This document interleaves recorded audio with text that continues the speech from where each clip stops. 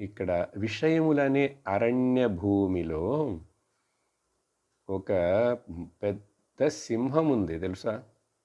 ఏమిటది? మనస్సు అనే సింహం అక్కడ తిరుగుతున్నది.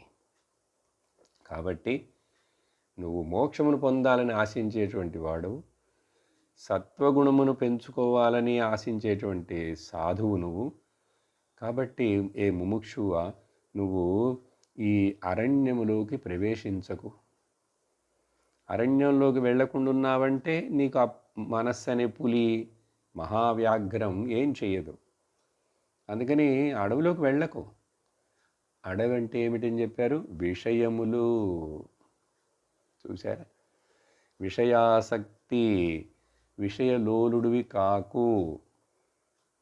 కానీ మన ఇంద్రియములన్నీ బహిర్ముఖములుగా ఉండి లోకాన్ని చూస్తున్నాయి, లోకంలో